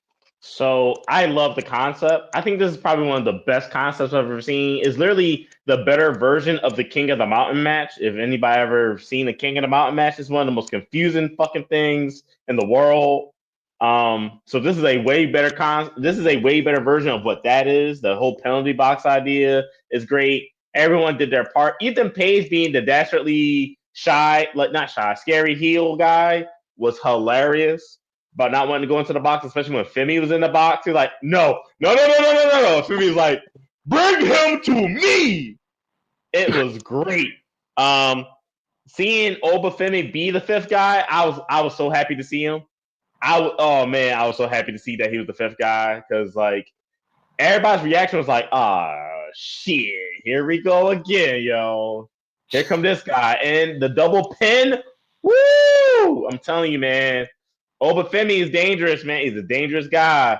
Give him one more year in NXT, he gonna move up. One more year. He just need to work on some other skills, but man, he is good. Shout out to Obafemi, and I'm happy that he won the Iron Survivor. And not spoiling a match for later will be kind of hard. Do you see him going on? Okay, well, we don't have to spoil it, but okay. Do you see him going on to win the title at New Year's Evil? Ooh. That's a hard one. That's a hard one. Oh my god. Oh. Right now I can't call it. I don't want to do it. I don't want to do it right now. No, don't make me do it right now. Reported today, and take it for what you will. Again, I think it might just be a rumor at the moment, but rumored to be transferred to SmackDown. Gunther, Trick, and American Made. Rumored to be transferred to SmackDown starting in January. Say that for what you will. I don't think it was it wasn't Fightful. It wasn't. It wasn't Uncle David. Then that means I'm not taking it. Then I'm not taking it. Then nope. I refuse any news. Uncle Dave is very, very, very 50-50 at the moment, but it wasn't him. It wasn't any of the the sources that we know. It wasn't any of those. It's some random page, but nope. I'm not taking it then. Nope. So I'm not calling that. I'm gonna wait until the prediction show to figure that out. Okay, Alex, your thoughts on Oba winning? Did you enjoy it? Have you seen an Iron Survivor match before, or not? Was this your first one? Yeah, I've seen it before. I think what it was last year or the year before when they first brought it in. But 2 years ago, 2022, with Grayson Waller won, and last year Trick won, and then this year Obafemi. I like the concept. You know what I'm saying? Maybe the main roster might use it one day. I don't know. But it's a dope concept. You know what I'm saying? And the right man won. I was wondering what Obafemi behind it, man. The ruler is back, and he coming for the coming. And the same question for you. Do you see him taking the title at New Year's Evil? Man, that's a simple question. I mean, simple answer. Trick Willie, I love Trick. I like Trick, but that title ran for the end, brother. It coming to the end. I think Oba's going to zero in on that injured neck of Trick. Next up was the women's underground match. Lola Vice, Jada Parker. Good match. Felt like a fight. Jada using the weapon of the karate belt against Lola. Very smart. Trying to use a brick. That didn't work. sleeper hold to Jada, making Jada pass out. You're winning Lola Vice, undefeated in Underground, even though I would have given the win to Jada. Okay. And very much a TV match. Again, I crap on the AEW saying all their people, and all of the matches at Full Gear were TV matches. But none of them should have been on pay-per-view. Not even the main event, even John Moxley, Orange Cassidy. But this was easily a TV match. If this main evented, let's say this main evented your first NXT of 2025 in LA, I wouldn't think, oh no, that should have been at Deadline. But, Alex, your thoughts on the Underground match?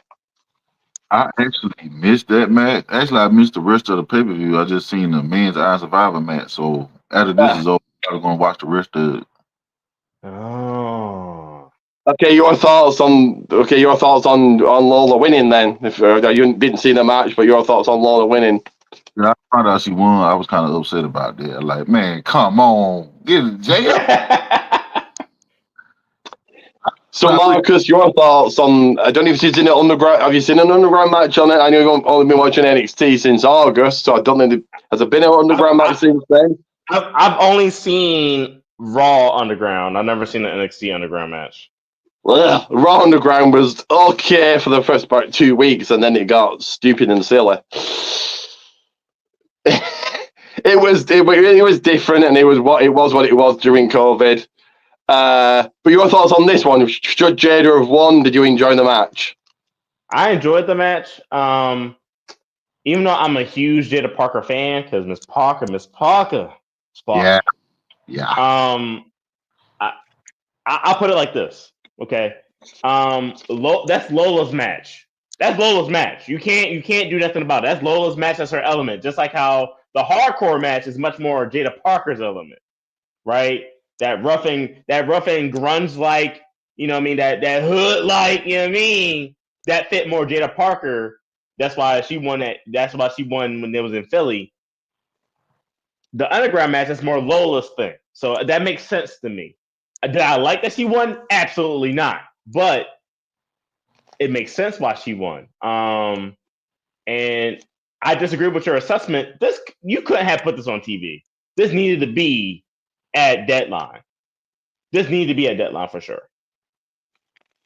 Fair enough. That's while we all have different opinions, but if this like the main event of the random NXT, one think, oh no, stick it on Deadline or whatever the next pay-per-view after Deadline is, probably Vengeance Day in February. I don't think, oh no, this has to be on pay-per-view. No, this is a great way to close out the feud. If they chose not to go further with this feud, that's a perfect way of closing it out.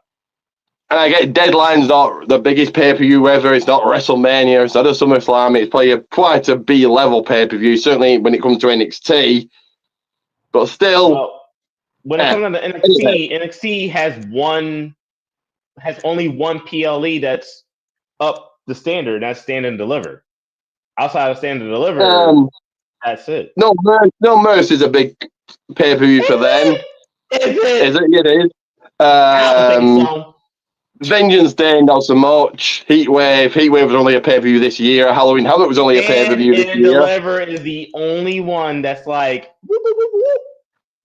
Yeah, okay, during WrestleMania weekend. Another match that should have been easily a TV match, but a good match was for the tag team titles. No Cotta Quatch crew taking on Nathan Fraser and Fraxium. Very good match. Fraser looked dead. Actually beaten up, actually in pain.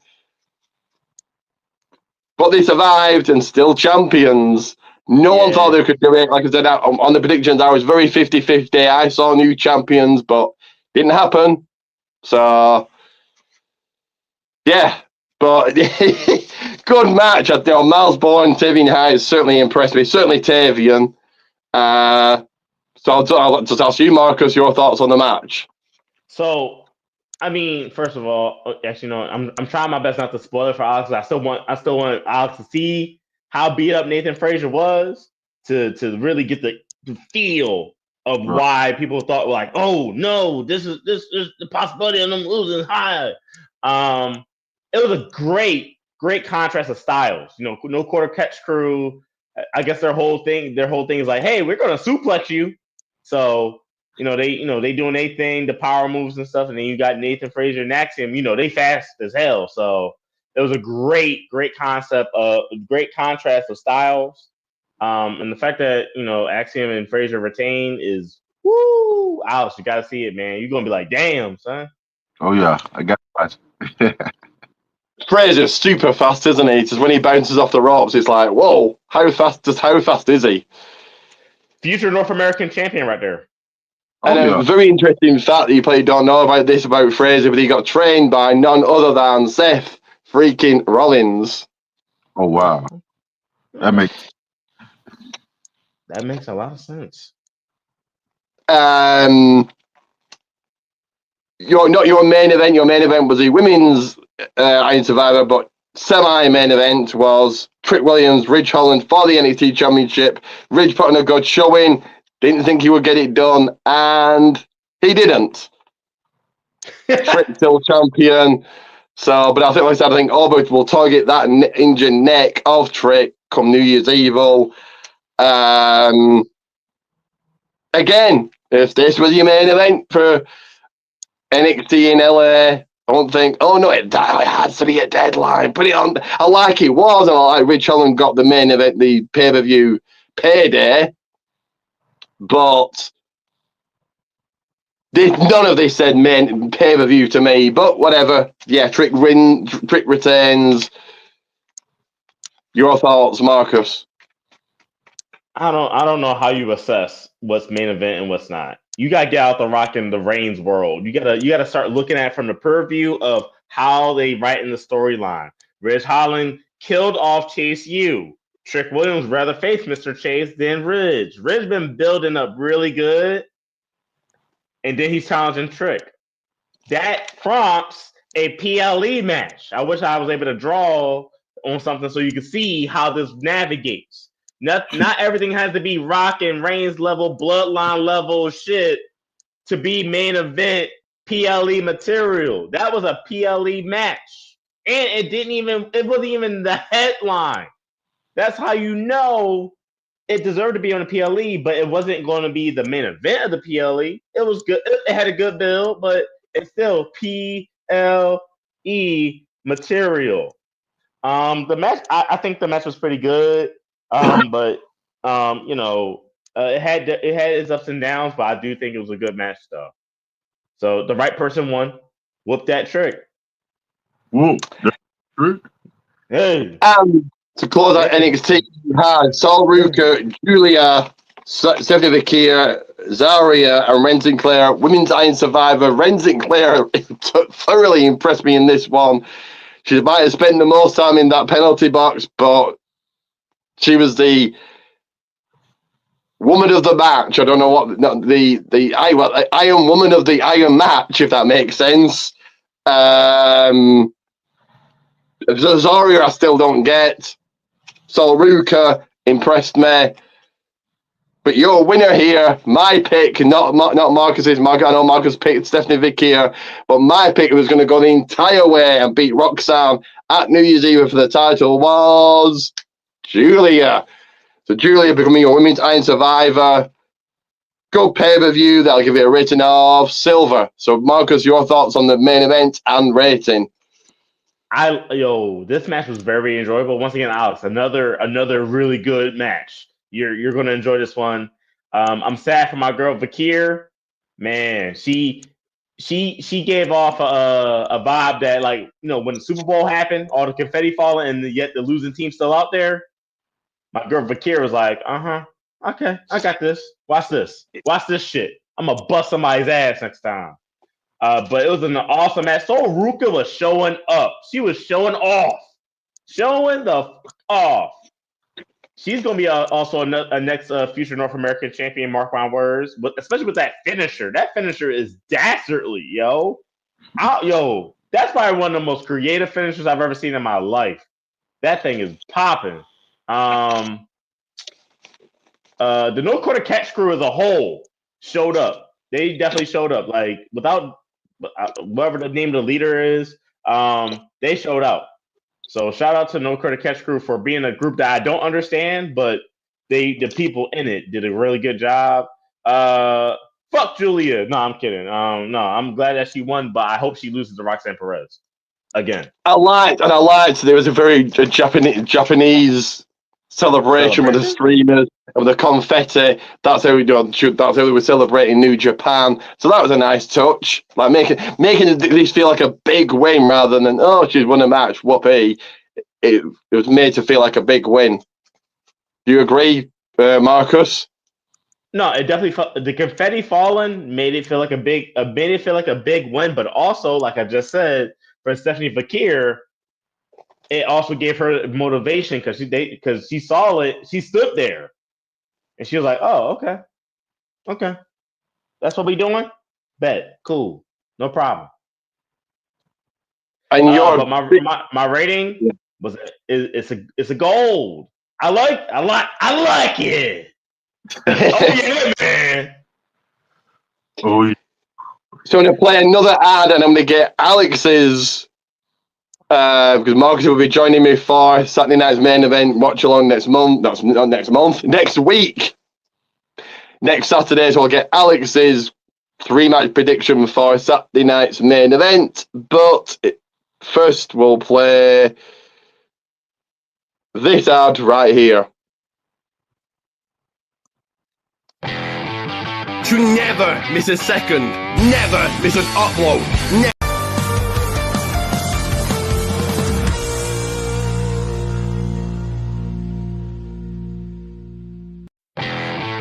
to never miss a second, never miss an upload, never miss anything I do, and never miss when I go live doing watch parties and my brand new podcast live Wednesday nights at 8 p.m. The Raining Rock Podcast. Add me on Facebook, Ricky J. Pete. Whilst there, search on Facebook, WWA World Wrestling Alliance. Follow me on X at Ricky Goldmans. Head over to Pro Wrestling Tees and search Goldmans1 and head over to my YouTube channel. Search, like, and subscribe to the People's Wrestling Channel. That once again, the People's Wrestling Channel. And sorry about technical difficulties there, but yes, on my socials screen right now, check out all my socials, like and subscribe. Podcast, of course, notes Wednesdays that video just alluded to, but it is, of course, weekends happening right here, right now. The next one next Saturday. Do join me for Saturday night's main event. Watch along predictions, watch along reactions next Saturday. But speaking of Saturday night's main event, it's making its return next week, so we'll get just Alex's predictions in 1 second.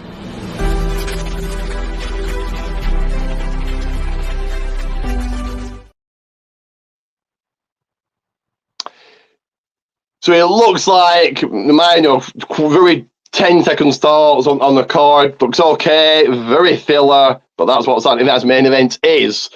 I don't think it's ever been a pay-per-view, has it, Marcus? An actual pay-per-view. It's always been filler, hasn't it? It's just a special event. That's all this is, just a special event that airs on NBC.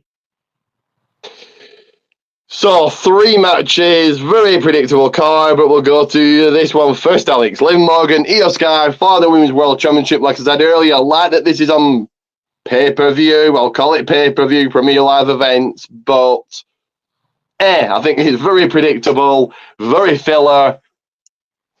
Alex, who have you got? Yeah, this definitely a filler match because we know the end game gonna be Liv versus Rhea at some point. But it's gonna be I know it's gonna be a back and forth, and Io gonna give her all she got. But we know Liv Morgan coming out. Then she got Raquel by her side. So yeah, Liv coming out with a W. Io's will never. I don't think Io's ever put in a bad match. So that's what they're looking at. Oh, Liv and Io will have a good match. The next 2 will be all 3 matches booked so far will all be good, but very filler. Anyway, for the men's world championship, Gunther, Finn Balor. Cool that Finn Balor getting the shot, but again, filler. Who have you got in this one? I think Gunther's gonna win, but this is what I see happening. You know, Finn interfered in Gunther and Priest match, so you know Priest gonna get some get back. He got it right. It wouldn't be Very very predictable. Yes. And your main event, Cody Rhodes, Kevin Owens for the Undisputed Championship. Before I get your thoughts, just think if Kevin Owens if Kevin Owens wins, hasn't won a match on pay-per-view all year and beaten again, this goes back to making everybody feel on the same level. Everybody feel 50-50. No one really feeling above anybody else. They're all on that level. Who's Owens beaten on SmackDown? Grayson Waller and Austin Theory. Oh, just imagine if Cody Rhodes loses. How bad does that make Cody look? But who have you got here, Alex? Cody or Owens? I mean, we all know Cody's gonna win, but I will not be mad. I will not be mad at all if Kevin Owens ends up getting the W. Not saying it's gonna happen, but hey, it would. How cool would that be? Like real talk. Yeah, I'd love Owens to win, but I would be very, very shocked. As much as I dislike how Cody's been the booking around Cody and some real weird, bizarre fans that want to say, you know, the people say he's one of the greatest of all time, or weird, bizarre stuff they say. His title run's been very, very poor, but so I'd be shocked if Owens is a guy to win. But let's finish up here. We've got a few bits of news to talk about. So, of course, it is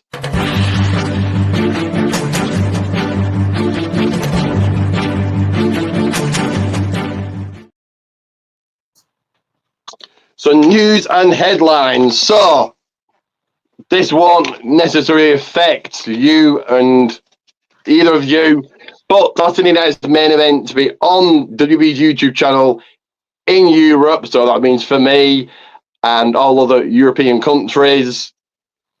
Cool. This is really my take on it. Anything to add, Marcus, about Saturday night's main event being on WWE's YouTube channel? I think it's going to get a lot of eyes on it. It's funny.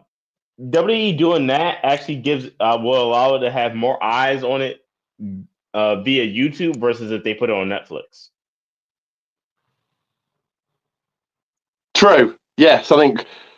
Well, no, WWE YouTube channel only has I'm saying only, but 100 million subscribers. So not as well. Yeah. Oh, there's probably more people watching that than they're going to watch Netflix. So yes. Any thoughts, Alex, about Saturday night's main event being on YouTube? I mean, it's good marketing, like because it's gonna be on Peacock. It's gonna be on NBC. All right, folks, we're having some technical difficulties, folks. We're having some technical difficulties because I can't hear them correctly. Can you hear me or no? I can hear you. Oh, so it's Marcus's end then. So bear with Marcus then. He's frozen. He's frozen in time like the Hardy Boys. Marcus is going to start his technical difficulties and hopefully he comes back for this because this is one for Marcus to take note of. Next year's Royal Rumble will start 1 hour earlier than normal, so that's 11 p.m. for us. Not sure what that time is for you. I think it might be 6 Central. America times, I don't know. So, whatever time 11 p.m. is for you. So it's currently 12 a.m. in the morning here. So what time is it there, Alex? 16. So it'll be 2 hours. It'll be an hour early So an hour 11 p.m. is whatever time it is for you. Oh yeah, he's come back. Here he is. There he is. So yes, we were just discussing Marcus. Do you like when you like Survivor Series? You didn't know was on an hour early. Yeah. Royal Rumble is going to be 1 hour early. Oh, can't hear me. Can't hear me. This is going well. So I'll just ask you, Alex, your thoughts on the Rumble being on an hour early. I mean, I'm not mad. You know what I'm saying? Like, I think what time it came on? I think it was an hour earlier this year. I think, if I could remember correctly, but I'm still gonna be tuned in no matter what time. I can't remember back in January, but I know the Survivor Series was on an hour early, so we'll wait on Marcus as he does the Wheel of Doom. Am I watching Raw on Netflix here? Or is Speaking of Raw on Netflix, Nick Khan was in a recent interview. You know, people saying Raw going to Netflix might mean they're changing the rating. They can do more cussing. They can be more Attitude Era-esque. Nick Khan saying, "Hell no, we're still gonna be the same. What you see Raws now gonna be the same on Netflix." I mean, No major news. I didn't expect them to be changing the rating of the program. So yeah, your thoughts, Alex? I mean, yeah, what it is. I'm gonna watch regardless of what kind of language they use or what kind of things we see on TV. I'm still a fan at the end of the day, no matter how the product turns out or whatever kind of they use. Marcus seems to have disappeared completely. He's been eliminated from the Rumble. It's just me and Alex now who will headline WrestleMania. Anyway, it's being discussed today, and apparently it is confirmed by Fightful. Penta El Zero Miedo signed with WWE. If he's not, then I've got the rumors wrong, but we'll discuss it anyway. Cool. Now, when people are saying he could debut his next week on SmackDown to face Carmelo Hayes, but this is the problem with everybody feeling 50-50, everybody feeling the same. Carmelo and Penta will put on a good match, but Carmelo's not won a big match since going to SmackDown. Well, if you want to call beating Andrade a big win, then okay, but I don't. So if Penta comes to WWE, cool, but I would debut him in the Rumble. What are your thoughts, Alex? I mean, but I don't know. He might debut this week. I mean, because like Nick was leaning to wrestle a new superstar this week, so it could be this week. And Marcus still not come back, so we'll just finish up here. And the big news, of course, is LFG, Legends and Future Greats, launching next year on the A&E. Is it a network channel? Any channel? Rivals will be another series of Rivals, and greatest moments to relive the greatest moments of WWE over the years. So some big shows coming on A&E, but of course LFG, Legends of Future Greats, which is similar to Tough Enough. So cool, yeah, great. I think this is a great idea. You'll get an inside look of how people make it to WWE. Yeah, great. What are your thoughts, Alex? It almost sounds to me like another Tough Enough. Yeah, it is similar to that. They said very similar to Tough Enough, but it's just not called that. So it's gonna be like different superstars training and things like that, like the same concept. More or less, yes. But I would, yeah, very, very, very heavily based on Tough Enough, but it's called Legends of Future Greats instead. I want to check it out though. I'm be logged in with it. So that is it for news and headlines this week. That is it for the Reigning Rock podcast. Marcus has totally disappeared. He's turned into John Cena. We can't see him. Marcus is here. You just can't see him. So yeah, thank you to Alex for joining me. Yes, sir. And do tune in next Saturday for Saturday night's main event. Not rumors, predictions, watch along, and reactions. Marcus will be joining me for predictions, and then next Sunday for the Reigning Rock podcast. As always, like, share, subscribe, all of that. And always remember, people, if wrestling is the game, excellence is the name, and excellence is Ricky Goldman.